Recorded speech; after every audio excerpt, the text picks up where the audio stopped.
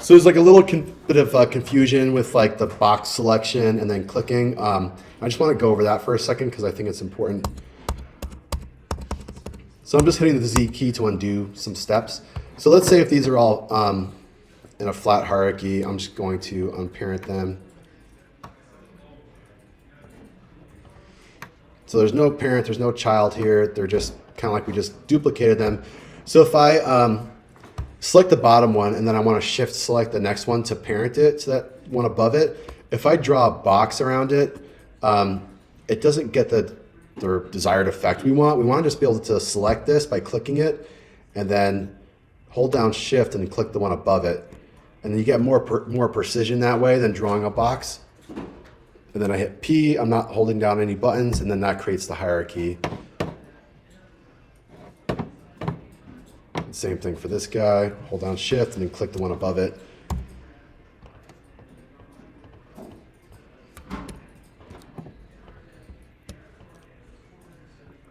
All right, so how does everybody feel about like this hierarchy thing and how pivot points affect where objects rotate from?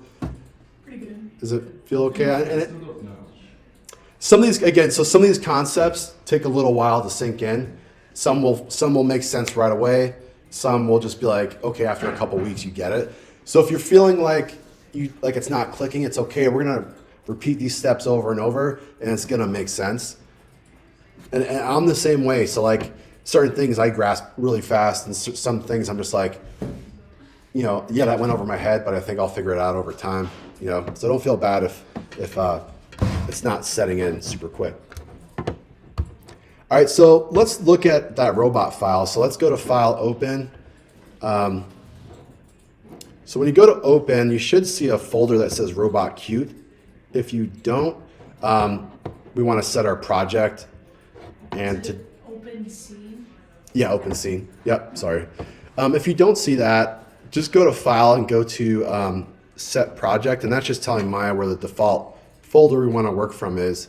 So I'm going to go to File and then go to Set Project, and then I'm just going to navigate to my, Google Drive, my Drive, or whatever week 1 Jeff folder. And then once I'm in that folder, I'm just going to hit Set. But if you had already done that last week, you don't have to do that step. Just go File, File, Open Scene, and navigate inside that Robot Cute directory. And there's only one file that's available to click on. All the other ones are just JPEGs, which are just the texture files. So let's open that Robot Cute guy. I don't see it either. That'll take a minute. So what we want to do now is do File, Save As, and just name it like something with your name on it. So we're not saving over the same file. Just in the Jeff folder? Or? Yeah, in the same folder, just go File, Save As, and I'm just going to go like Jeff Robot, whatever you want to call it, Roboti. There we go. So that way we're not just saving over each other's work. So now that I've saved it, if I mess it all up, I can just delete it. Yep. And then just File, Open Scene again, and it'll like, do you want to save this? And hit Don't Save because you don't want to save the messed up one. Yeah. I feel like that's the way I'm getting out of most of my holes, is just delete everything. That's the way to do it. Yeah. Yeah, and like it's weird, like when you're doing stuff in real life, like building like out of wood or metal, and like you mess something up, and you're like, I have to go back to the store and buy more. Just so you know, if you're looking through files later, I named mine Jimothy Hubbard. And I put my name on all caps next to it, so like you'll be able to see my name. But I won't dock your grade for that one. You'll be all right. We're being graded for this. What's up, Tyler? Oh, you got? You're good. Tiny Tim. Did everybody do like a File, Save As, and just change the name of their? Okay. All right. So if we look at this guy first, it's a pretty awesome little model. I didn't make it. I got it online. And so if you look in the outliner, we just have like a flat hierarchy. There's like, it's just all the little parts. They're all named something that makes some sort of sense. You could select stuff and poke around and see like what everything is. If you hit the 5 key on the keyboard, it should go to gray.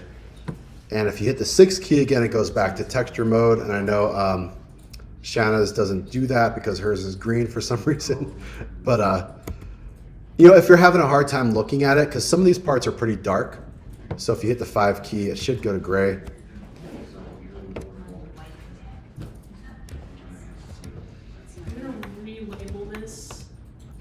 And if you're like, when I'm working on stuff in mine, I like to just see it like as gray because it could be distracting, like seeing stuff like this because this is all like black and, you know, it's just a little bit harder to see stuff. So I prefer this. So, but there's no, you know, it depends how you like to work. So what we're going to do is we're going to build a control hierarchy because if I go to grab his arm and let's say rotate it, it's just going to rotate from the origin. So what this guy did is he built these parts and he dragged the vertices just like we did with the cylinder and left the pivot point at the origin, which is the correct way to do it. For your models, typically you want all the pivot points to be at the origin. That way if you do blend shapes and things like that that are, you know, later on in the class, things match up and they're consistent. So we need to make little controls. So how do we make a control for these guys? We're actually going to make little NURB circles, and I'll tell you what NURBs are. So I'm going to go to create, and instead of polygon primitive, I'm going to go to NURBs primitives, and I'm going to click on circle. So yeah, I'm not going to make a sphere or a cylinder. I'm going to click on circle. It's just a 2-dimensional shape, and you'll see it pop up at the bottom by his feet. It's just like a little circle thing. And what NURB stands for, it's like a mathematic thing. It's non-uniform rational beta spline, which I have no idea what this means, but that's what NURB stands for. And you don't have to worry about any of that stuff. It's just like a little 2-dimensional circle instead of a cylinder. Just that's pretty much. And I know it's probably super hard to see on the screen, but if I click off of it, you might be able to see it better.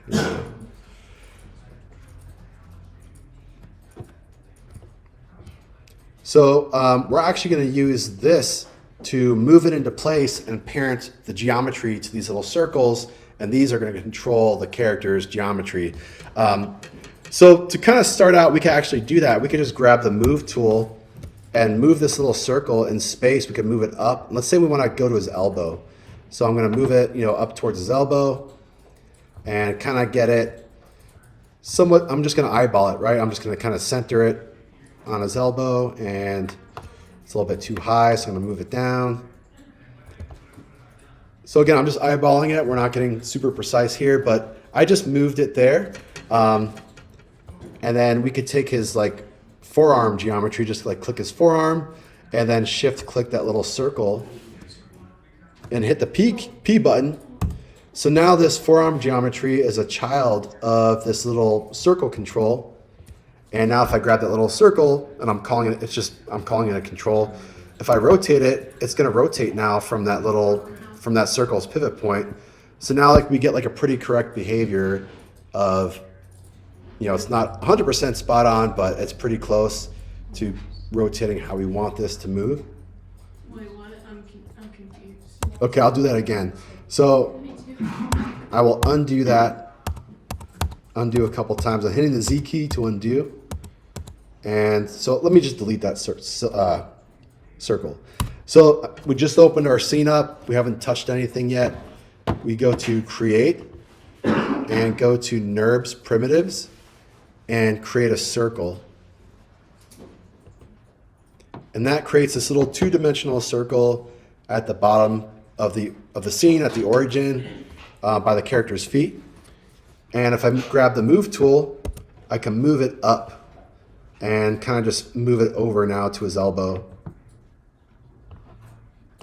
And you kind of have to, you know, because it's a little bit further back, so you kind of have to zoom in. And I like to move like one axis at a time when I'm doing stuff like this. It's just a little bit more precise.